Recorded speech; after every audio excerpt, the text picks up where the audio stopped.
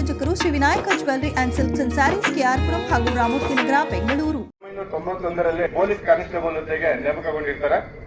ದಿನಾಂಕ 13/11/2024ರಂದು ASI ಹುದ್ದೆಗೆ ಮುಂಬಡ್ತಿ ಹೊಂದಿ 1ನೇ ಪಡೆಗೆ ವರ್ಗಾವಣೆಗೊಂಡಿದ್ದು.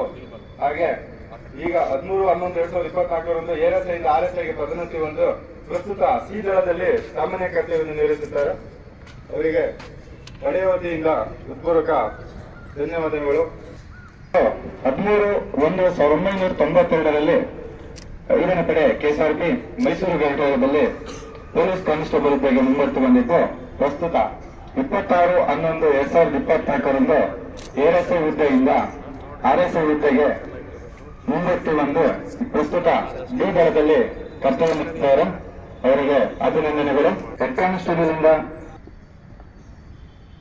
ಸುರೇಶ್ ಕೆ ಸದರವರು 2 ಪೊಲೀಸ್ ಕಾನ್ಸ್ಟೇಬಲ್ ಹುದ್ದೆಗೆ ನೇಮಕಗೊಂಡಿರುತ್ತಾರೆ. ದಿನಾಂಕ 27/11/2024ರಂದು ಅಭಿನಂದನೆಗಳು. ಶಿವರಾಜ್ ಬಿ ಸದರವರು 2/12/1996ರಲ್ಲಿ 7ನೇ ಪಡೆ KSRP ಮಂಗಳೂರು ಘಟಕದಲ್ಲಿ ಪೊಲೀಸ್ ಕಾನ್ಸ್ಟೇಬಲ್ ಹುದ್ದೆಗೆ ನೇಮಕಗೊಂಡಿರುತ್ತಾರೆ. ದಿನಾಂಕ 19/11/2024ರಂದು ಪ್ರಸ್ತುತ 96ರಲ್ಲಿ 7ನೇ ಪಡೆ ಮಂಗಳೂರು ಘಟಕದಲ್ಲಿ ಪೊಲೀಸ್ ಕಾನ್ಸ್ಟೇಬಲ್ ಹುದ್ದೆಗೆ ಮುಂಬಡ್ತಿ ಹೊಂದಿರುತ್ತಾರೆ. ನಂತರ 19/11/2024 ತಿಂಗಳಿನಲ್ಲಿ ಸ್ಪೆಷಲ್ ASI ಆಗಿ ಮುಂಬಡ್ತಿ ಬಂದು 1ನೇ ಪಡೆಗೆ ದಿನಾಂಕ 2/12/1996ರಂದು 7ನೇ ಪಡೆ KSRP ಮಂಗಳೂರು ಘಟಕದಲ್ಲಿ ಪೊಲೀಸ್ ಕಾನ್ಸ್ಟೇಬಲ್ ಹುದ್ದೆಗೆ ನೇಮಕಗೊಂಡಿದ್ದು. ದಿನಾಂಕ 19/11/2024ರಂದು ಸ್ಪೆಷಲ್ ASI ಹುದ್ದೆಗೆ ಮುಂಬಡ್ತಿ ಬಂದು 1ನೇ ಪಡೆಯಿಂದ 1ನೇ ಪಡೆಗೆ ವರ್ಗಾವಣೆಗೊಂಡು ಕೃಷ್ಣ ಸಿಂಗ್ ಸದರವರು ದಿನಾಂಕ 2/12/1996ರಂದು 3ನೇ ಪಡೆ KSRP ಬೆಂಗಳೂರು ಘಟಕದಲ್ಲಿ ಪೊಲೀಸ್ ಕಾನ್ಸ್ಟೇಬಲ್ ಹುದ್ದೆಗೆ ಮುಂಬಡ್ತಿ ಹೊಂದಿರುತ್ತಾರೆ.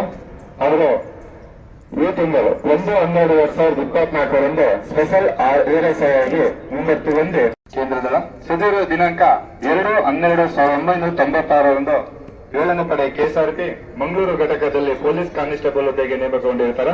ಲಿಂಗರಾಜು ಕೇಂದ್ರದಳ ಸದರರು ಪ್ರಸ್ತುತ 12/1996ರಂದು 7ನೇ ಪಡೆ KSRP ಮಂಗಳೂರು ಘಟಕದಲ್ಲಿ ಪೊಲೀಸ್ ಕಾನ್ಸ್ಟೇಬಲ್ ಹುದ್ದೆಗೆ ನೇಮಕಗೊಂಡಿರುತ್ತಾರೆ.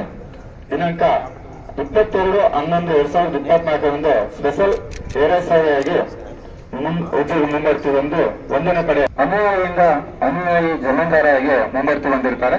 ಸದರವರು ದಿನಾಂಕ 25/10/1999ರಲ್ಲಿ 9ನೇ ಪಡೆ KSRP ಬೆಂಗಳೂರು ಘಟಕದಲ್ಲಿ ಅನುಯಾಯಿ ಹುದ್ದೆಗೆ ನೇಮಕಗೊಂಡಿರುತ್ತಾರೆ. 2026ಕ್ಕೂ ಅನುಯಾಯಿ ಹುದ್ದೆಯಿಂದ 2000ರಲ್ಲಿ 9ನೇ ಪಡೆ ಬೆಂಗಳೂರು ಘಟಕದಲ್ಲಿ ಅನುಯಾಯಿ ಹುದ್ದೆಗೆ ನೇಮಕಗೊಂಡಿದ್ದು. ಪ್ರಸ್ತುತ 4/10/2024ರಂದು ಜಮೀನ್ದಾರ್ ಹುದ್ದೆಗೆ ಮುಂಬಡ್ತಿ ಬಂದು 1ನೇ ಪಡೆ ವರ್ಗಾವಣೆಗೊಂಡಿದ್ದು. ಈ ದರದಲ್ಲಿ ಅವರು ಸಾಮಾನ್ಯ ಕರ್ತವ್ಯದಲ್ಲಿ ಕರ್ತವ್ಯ ನಿರ್ವಹಿಸುತ್ತಿದ್ದಾರೆ. ದೇಶ ನಂಬರ್ 35 ಇವರು ತಮ್ಮ ಕರ್ತವ್ಯ ಶಿಸ್ತು ಹಾಗೂ ನಿಷ್ಠೆಯನ್ನು ನಿರ್ವಹಿಸಿರುತ್ತಾರೆ. ಅವರು ಕಮಾಂಡರ್ ಪರವಾಗಿ ಹಾಗೆ ವೈಯಕ್ತಿಕ ಪರವಾಗಿ ಪ್ರಶಂಸನಾ ಪತ್ರವನ್ನು ಕಂದಾಯದವರಿಗೆ ಅಂದ್ರೆ ಸಂತೃಪ್ತಿ ಕರ್ತವ್ಯ ನಿರ್ವಹಿಸುತ್ತಾರೆ ಎಲ್ಲ ಅಧಿಕಾರಿಗಳು ಸಿಬ್ಬಂದಿಗಳಿಗೆ ಮಾನ್ಯ ಕಮಾಂಡರ್ ಅವರು ಈಗ ಪ್ರಶಂಸನಾ ಪತ್ರ ತಿಳಿಸಿದ ಮೊದಲಿಗೆ ಅವರು ದ್ವಿದಳ, ನಂತರ SC 226 SC 295 ಕೇಂದ್ರಗಳ SC 70 Vishwanath 290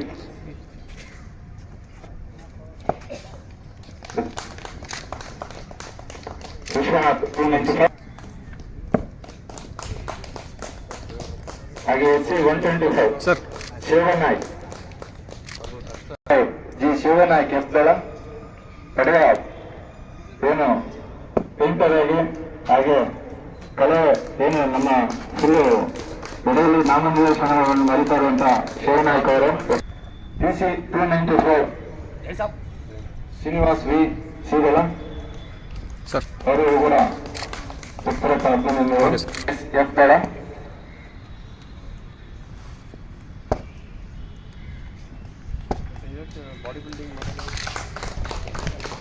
Kartikeya NS 249 Shivanand RT ದ್ವಿದಳ PC ನಂಬರ್ 248 ಹಾಗೆ ಶಾಪ್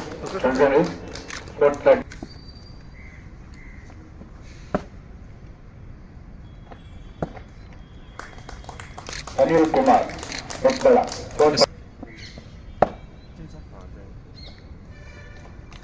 ಕುಲಶೇಖರ್ ಅವರ ಬೀದರ 445 ನಂತರ Krishnamurthy D company DC number 85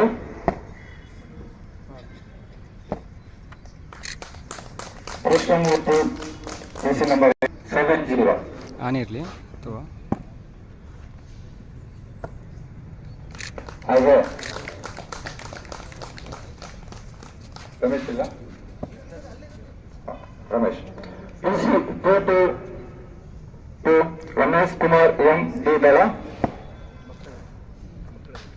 ಇವರು ನಮ್ಮ ಕಡೆ ನೋಡಿದ ಎಲ್ಲ ಸಮಾಧಾನದಲ್ಲಿ ಉತ್ತಮವಾಗಿ ಕರ್ತವ್ಯ ನಿರ್ವಹಿಸಿ ಈ ಬರೆಯಲು ಕೆಲವೊಂದು ಬದಲಾವಣೆ ಮೂಲ ಕಾರಣವಾಗಿರ್ತಾರೆ. ಇವರ ಮಗ ಶ್ರೀ ಉದಯ್ ಕುಮಾರ್ ಎಸ್ ಎನ್ ಪಿಯುಸಿನಲ್ಲಿ 90.7 ಅಂಕವನ್ನು ಗಳಿಸಿ ಪ್ರಸ್ತುತ ಎಎಂಸಿನಲ್ಲಿ ಕಂಪ್ಯೂಟರ್ ಸೈನ್ಸ್ ಅಂಡ್ ಡಾಟಾ ಈಗ ಬನ್ನರ್ಘಟ್ಟದಲ್ಲಿ ವ್ಯಾಸಂಗ ಮಾಡ್ತಾ ಇದ್ದಾರೆ. ಅವರಿಗೆ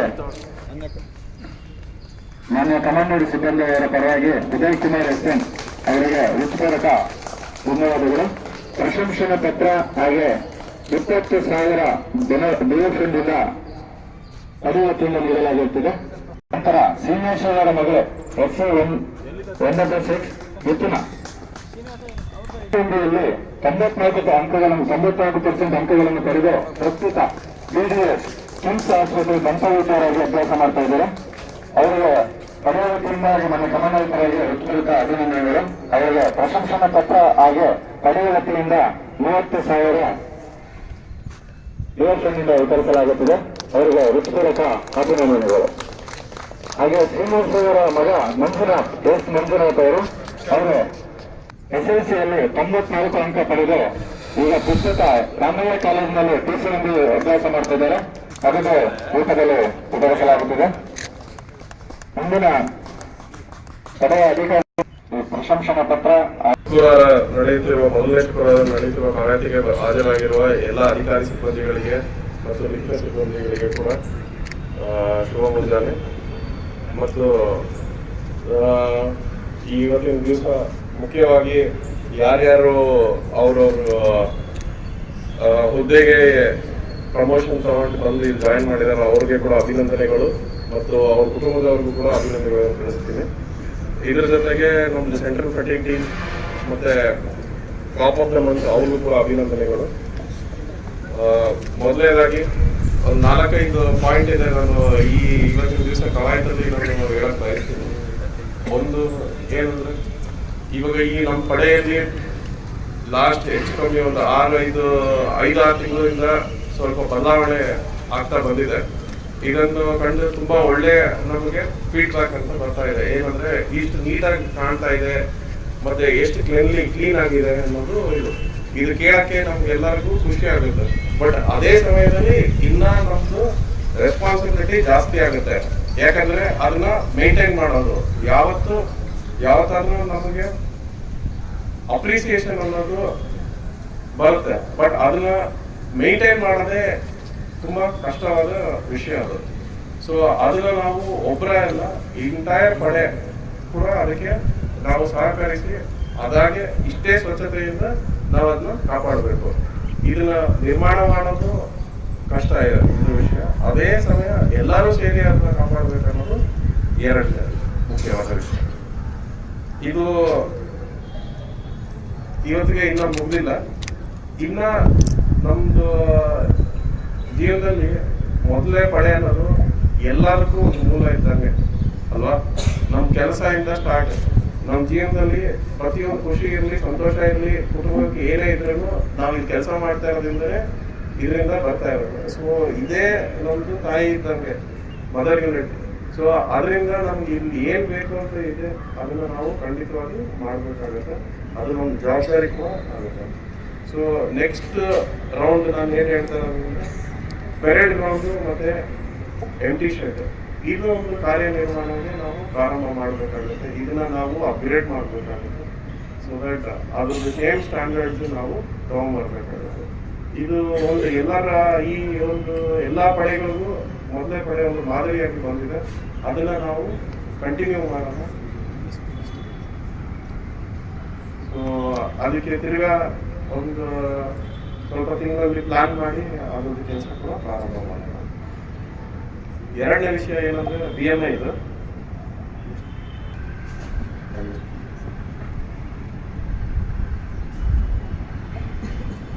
ಈ ದಿನದವರೆಗೂ ಯಾವಾಗಲೂ ನಾವು BMI ಬಗ್ಗೆ ಹೆಚ್ಚು ಒತ್ತಡವನ್ನು ಕೊಡ್ತಾ ಬಂದಿದ್ದೀವಿ. ಇದು ನಮ್ಮ ಪಡೆಯಲ್ಲಿ ಮಾತ್ರ ಅಲ್ಲ, ಎಲ್ಲಾ ಪಡೆ KSRP ಕೂಡ BMI ಬಗ್ಗೆ ಪ್ರಾಮುಖ್ಯತೆಯನ್ನು ಕೊಟ್ಟಿದ್ದೀವಿ. ಯಾಕಂದ್ರೆ BMI ಅನ್ನೋದು ಇವಾಗ ಓವರ್ ಆಲ್ ಹೆಲ್ತ್ ಇಂಡಿಕೇಟರ್. ಅದು ನಾವು ಹೆಂಗ ಆರೋಗ್ಯಕ್ಕೆ ಅದು ಒಂದು ಮಾರ್ಗದರ್ಶನ ಆಗಿರುತ್ತೆ. ಅದರಲ್ಲಿ BMI ನೋಡೋದ್ರಿಂದ ನಾವು ಏನ್ ಆಹಾರವನ್ನು ತಗೊಂತೀವಿ, ನಮ್ದು ಹೆಂಗೆ ಫಿಸಿಕಲ್ ಆಕ್ಟಿವಿಟಿ ಇದೆ ಬೇಸಿಸ್ ಇದ್ರದ ಮೇಲೆ ನಮ್ದು BMI ಮೇಂಟೈನ್ ಮಾಡೋಕ್ಕೆ ಸಾಧ್ಯ ಆಗುತ್ತೆ.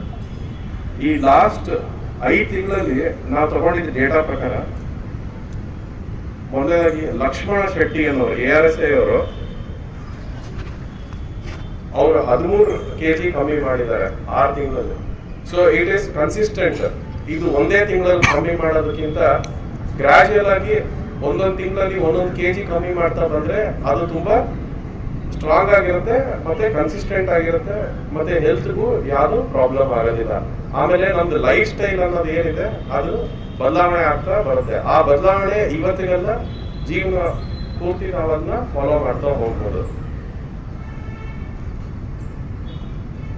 ನೆಕ್ಸ್ಟ್ ಇನ್ನೊಬ್ರು B ಕೃಷ್ಣಯ್ಯ ARSI, ಅವರು ಕೂಡ 8 ಕಿಲೋ ಕಮ್ಮಿ ಮಾಡಿದ್ದಾರೆ.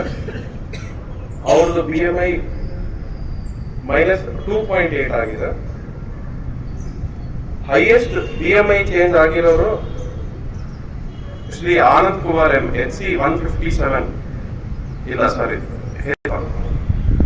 ಮಗದಪ್ಪ -3.5. ಇವರೇ ಜಾಸ್ತಿ ಇದಾಗಿರೋದು. -3.5 ಅಂದ್ರೆ ಅವ್ರ ಕಡೆಯಿಂದ ಅದ್ರ ಬಗ್ಗೆ ತುಂಬಾ ಪ್ರಾಮುಖ್ಯತೆ ಕೊಟ್ಟು ಕನ್ಸಿಸ್ಟೆಂಟ್ ಆಗಿ ಅವ್ರು ಮಾಡಿದ್ದಾರೆ. ಇದು ಈ ಇದರಲ್ಲಿ ಕಾಣ್ತಾ ಬರುತ್ತೆ. ಇದೇ ಸಮಯದಲ್ಲಿ ಉತ್ತಮವಾಗಿ ಮಾಡಿದವರು ಇದ್ದಾರೆ, ಬಟ್ ಅದು ಇನ್ನ ಕೆಲವರು ಅವ್ರ ಕಡೆಯಿಂದ ಪ್ರಯತ್ನ ಅಂತೂ ಆಗಿಲ್ಲ.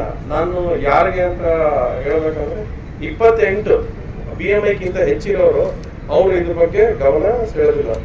ಸೊ ಈ 6 ತಿಂಗಳಲ್ಲಿ ತಿಂಗಳಿಗೆ 1 kg ಕಿಲೋ ಅಂತ ತಗೊಂಡ್ರು ಕೂಡ 6 kg ಆಗ್ಬೇಕಾಗಿದೆ. ಸೊ ಯಾರು BMI 28 ಮೇಲಿದ್ದಾರೆ ಮತ್ತು 4 kg ಕೂಡ 6 ತಿಂಗಳಲ್ಲಿ ಕಮ್ಮಿ ಮಾಡಿಲ್ಲ, ಅವ್ರಿಗೆ ನಾವು ನಮ್ಮ ಕಡೆಯಲ್ಲಿ ಸ್ಪೆಷಲ್ ಪ್ರೋಗ್ರಾಮ್ ಮಾಡ್ತೀವಿ. ಇದರಲ್ಲಿ ಅವ್ರು ಡ್ಯೂಟಿ ಹೋಗೋದಿಲ್ಲ, ಇಲ್ಲ ಅವ್ರಿಗೆ ಅಡುಗೆ ಮಾಡಿಕೊಂಡು ಅವರೇ ಯಾವ್ದು ಫುಡ್ ನ್ಯೂಟ್ರಿಷನ್ ಯಾವ್ದು ಇಂಪಾರ್ಟೆಂಟ್ ಯಾವ್ದು ಇಲ್ಲ ಅವ್ರಿಗೆ ಒಂದು 15 days ಕೋರ್ಸ್ ಮಾಡ್ತೀವಿ. ಇದಕ್ಕೊಬ್ರು ಯಾರು ಕಂಪನಿ ಕಮಾಂಡರ್ ಕರೆದ್ಬಿಟ್ಟು ಅವ್ರಿಗೆ ನೇಮಿಸಿ ಮತ್ತೆ ಹೆಲ್ತ್ ನ್ಯೂಟ್ರಿಷನಿಸ್ಟ್ ಕರೆಸಿ ಸೈಂಟಿಫಿಕ್ ಆಗಿ ಯಾವ್ದು ಹೆಲ್ತ್ ಇದಾಗಿದೆ ಇರೋಂಗೆ ಹಂಗೆ ನೋಡಿ ಒಂದು ಸೈಂಟಿಫಿಕ್ ಆಗಿ ಒಂದು ಪ್ಲಾನ್ ಮಾಡಿ ಇದೊಂದು ಕೋರ್ಸ್ ಕೂಡಲೇ ನಾವು ಪ್ರಾರಂಭ ಮಾಡಬೇಕು. ಈ ಕವಾಯತು ಮುಗಿದ ನಂತರ ಯಾವ್ದಾದ್ರು ಗ್ರೀವಿಯನ್ಸಸ್ ಇದ್ರೆ ನಾನು ಆಫೀಸಲ್ಲಿ ಇರ್ತೀನಿ, ಬಂದು ನಾನು ಭೇಟಿ ಮಾಡ್ಬೋದು. ಧನ್ಯವಾದಗಳು.